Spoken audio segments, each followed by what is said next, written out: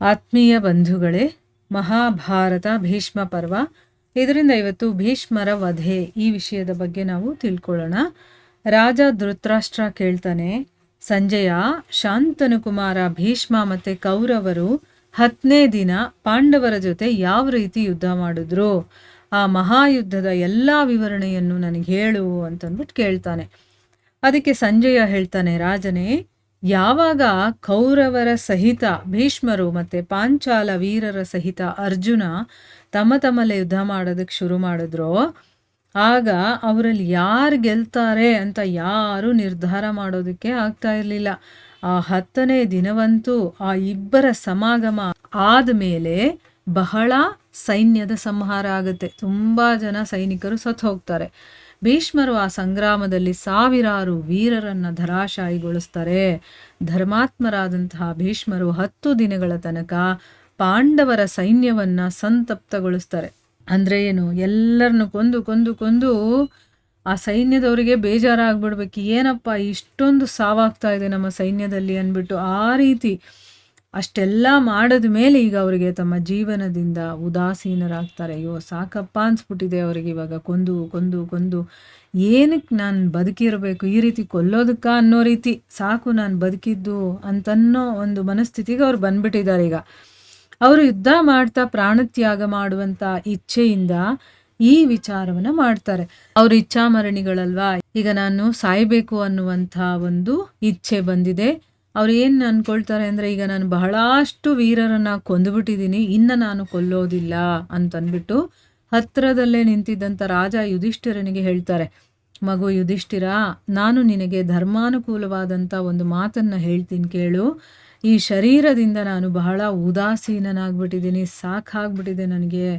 ಈ ಸಂಗ್ರಾಮದಲ್ಲಿ ಬಹಳಷ್ಟು ಜೀವಿಗಳ ಸಂಹಾರವನ್ನು ಮಾಡ್ತಾ ನನ್ನ ಸಮಯ ಕಳೆದಿದ್ದೀನಿ. ಅದಕ್ಕೋಸ್ಕರ ನೀನೇನಾದರೂ ನನಗೆ ಒಳ್ಳೇದು ಮಾಡಬೇಕು ಅಂತಿದ್ರೆ ಅರ್ಜುನ ಮತ್ತು ಪಾಂಚಾಲ ಮತ್ತು ಸೃಂಜಯ ವೀರರನ್ನು ಮುಂದೆ ಇಟ್ಕೊಂಡು ನನ್ನನ್ನು ವಧಿಸೋದಕ್ಕೆ ಪ್ರಯತ್ನ ಮಾಡು. ಯಾಕೆಂದರೆ ನನಗೆ ಇವಾಗ ಬದುಕೋ ಆಸೆ ಇಲ್ಲ ಅಂತಂದಮೇಲೆ ನನ್ನ ಸಾವು ಬೇಗ ಆಗುತ್ತೆ.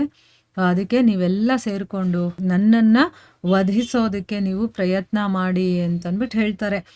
ಭೀಷ್ಮರ ಆ ಆಸೆಯನ್ನು ಅರ್ಥ ಮಾಡ್ಕೊಂಡು, ಅಂದರೆ ಅವ್ರ ಮಾತು ಏನು ಹೇಳ್ತಾರೆ ಅನ್ನೋದನ್ನ ಅರ್ಥ ಮಾಡಿಕೊಂಡು ಸತ್ಯದರ್ಶಿಯಾದಂತಹ ಯುಧಿಷ್ಠಿರ ಸಂಜಯ ವೀರರನ್ನ ಜೊತೆಯಲ್ಲಿ ಕರ್ಕೊಂಡು ಅವ್ರ ಮೇಲೆ ಆಕ್ರಮಣ ಮಾಡ್ತಾನೆ.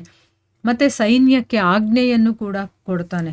ಮುನ್ನುಗ್ಗಿ ಯುದ್ಧದಲ್ಲಿ ತೊಡಗಿ ಈ ದಿನ ಶತ್ರುಗಳ ಮೇಲೆ ವಿಜಯವನ್ನು ಪಡೆಯುವಂಥ ವೀರ ಅರ್ಜುನನಿಂದ ಸುರಕ್ಷಿತರಾಗಿ ಭೀಷ್ಮರನ್ನ ಇವತ್ತು ಪರಾಸ್ತಗೊಳಿಸಿ. ಅಂದರೆ ಅವನಿದಾನೆ, ನೀವು ಯೋಚನೆ ಮಾಡಬೇಡಿ, ಇವತ್ತು ನಾವು ಭೀಷ್ಮರನ್ನ ಸೋಲ್ಸೋಣ. ಮಹಾಧನುರ್ಧಾರಿ ಸೇನಾಪತಿ ದೃಷ್ಟದ್ಯುಮ್ನ ಮತ್ತು ಭೀಷ್ಮ ಸೇನಾ ಕೂಡ ಖಂಡಿತವಾಗ್ಲೂ ಕೂಡ ನಿಮ್ಮ ರಕ್ಷಣೆ ಮಾಡ್ತಾರೆ. ಅಂದರೆ ಸೈನಿಕರನ್ನ ಹುರಿದುಂಬಿಸ್ತಾ ಇದ್ದಾನೆ, ನೀವೇನು ಹೆದರ್ಕೋಬೇಡಿ. ಅರ್ಜುನ ಇದ್ದಾನೆ, ಆಮೇಲೆ ದೃಷ್ಟದ್ಯುಮ್ನ ಇದ್ದಾನೆ, ಭೀಮ ಇದ್ದಾನೆ, ಇವ್ರು ಯಾರು ನಿಮ್ಗೇನೂ ಆಗೋದಿಲ್ಲ, ಆ ರೀತಿ ನೋಡ್ಕೊಳ್ತಾರೆ, ನಿಮ್ಮ ರಕ್ಷಣೆಯನ್ನು ಮಾಡ್ತಾರೆ. ಸಂಜಯ ವೀರರೇ, ಈ ದಿವಸ ನೀವು ಭೀಷ್ಮರಿಗೆ ಸ್ವಲ್ಪ ಕೂಡ ಹೆದರ್ಕೋಬೇಡಿ. ನಾವು ಶಿಖಂಡಿಯನ್ನ ಮುಂದಿಟ್ಕೊಂಡು ಅವರನ್ನ ಖಂಡಿತವಾಗ್ಲೂ ಕೂಡ ಪರಾಸ್ತಗೊಳಿಸೋಣ ಅಂತ ಅಂದ್ಬಿಟ್ಟು ಹೇಳ್ತಾನೆ. ಈಗ ಎಲ್ಲ ಯೋಧರು ಕೂಡ ಕ್ರೋಧಾತುರರಾಗಿ, ತುಂಬ ಕೋಪನೂ ಇದೆ, ಅವರ ಮೇಲೆ ಯುದ್ಧ ಮಾಡಬೇಕು ಅನ್ನುವಂಥ ಆತುರನೂ ಇದೆ. ಆ ರೀತಿ ರಣಕ್ಷೇತ್ರದಲ್ಲಿ ಹೆಜ್ಜೆ ಇಡೋದಕ್ಕೆ ಶುರು ಮಾಡ್ತಾರೆ. ಮತ್ತೆ ಶಿಖಂಡಿ ಅರ್ಜುನನನ್ನ ಮುಂದಿಟ್ಕೊಂಡು ಭೀಷ್ಮರನ್ನ ಧರಾಶಾಯಿಗೊಳಿಸ್ಬೇಕು ಅಂತ ಪೂರ್ಣ ಪ್ರಯತ್ನವನ್ನ ಮಾಡೋದಕ್ಕೆ ಶುರು ಮಾಡ್ತಾರೆ.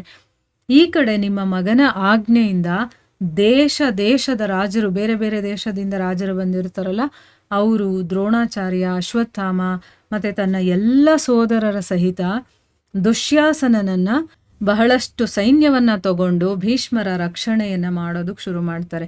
ಈ ರೀತಿ ಭೀಷ್ಮರನ್ನ ಮುಂದಿಟ್ಕೊಂಡು ನಿಮ್ಮ ಅನೇಕ ವೀರರು, ಶಿಖಂಡಿ, ಇನ್ನು ಬೇಕಾದಷ್ಟು ಜನ ಪಾಂಡವ ಯೋಧರ ಜೊತೆ ಹೋರಾಡೋದಕ್ಕೆ ಶುರು ಮಾಡ್ತಾರೆ. ಚೇದಿ ಮತ್ತೆ ಪಾಂಚಾಲ ವೀರರ ಸಹಿತ ಅರ್ಜುನ ಶಿಖಂಡಿಯನ್ನ ಮುಂದಿಟ್ಕೊಂಡು ಭೀಷ್ಮರ ಮುಂದೆ ಬರ್ತಾನೆ. ನೋಡಿ, ಅಷ್ಟು ವೀರರನ್ನೆಲ್ಲ ಎದುರು ಹಾಕೊಂಡು ಈಗ ಭೀಷ್ಮರ ಮುಂದೆ ಬಂದೇ ಬಿಟ್ಟ ಅರ್ಜುನ. ಇದೇ ರೀತಿ ಸಾತ್ಯಕಿ ಅಶ್ವತ್ಥಾಮನ ಜೊತೆ, ದೃಷ್ಟಕೇತು ಪೌರವನ ಜೊತೆ, ಅಭಿಮನ್ಯು ದುರ್ಯೋಧನನ ಜೊತೆ ಮತ್ತು ಅವನ ಮಂತ್ರಿಗಳ ಜೊತೆ, ಸೈನ್ಯದ ಸಹಿತ ವಿರಾಟ ಜಯದ್ರಥನ ಜೊತೆ, ರಾಜ ಯುಧಿಷ್ಠಿರ ರಾಜ ಶಲ್ಯನ ಜೊತೆ ಮತ್ತು ಭೀಮಸೇನ ನಿಮ್ಮ ಗಜಾರೋಹಿ ಸೈನ್ಯದ ಜೊತೆ ಯುದ್ಧ ಮಾಡೋದಕ್ಕೆ ಶುರು ಮಾಡ್ತಾರೆ. ನಿಮ್ಮ ಮಕ್ಕಳು ಮತ್ತು ಅನೇಕ ರಾಜರು ಅರ್ಜುನ ಮತ್ತು ಶಿಖಂಡಿಯನ್ನು ಕೊಲ್ಲೋದಕ್ಕೆ ಮುಂದೆ ಬರ್ತಾರೆ. ಈ ಭಯಾನಕ ಹೋರಾಟದಲ್ಲಿ ಎರಡೂ ಸೈನ್ಯದವರು ಆ ಕಡೆ ಈ ಕಡೆ ಓಡ್ತಾ ಇರೋದ್ರಿಂದ ಪೃಥ್ವಿನೇ ಅಲುಗಾಡೋದಕ್ಕೆ ಶುರುವಾಗುತ್ತೆ ಮತ್ತು ಅವರ ಭೀಷಣ ಶಬ್ದ ಎಲ್ಲ ಕಡೆನೂ ಮೊಳಗೋದಕ್ಕೆ ಶುರುವಾಗುತ್ತೆ. ಅಂದರೆ ಅಷ್ಟೊಂದು ಭೀಕರವಾದಂತಹ ಯುದ್ಧ ನಡೀತಾ ಇದೆ. ಇಲ್ಲಿಗೆ ನಾವು ನಿಲ್ಲಿಸೋಣ. ಹರೇ ಕೃಷ್ಣ.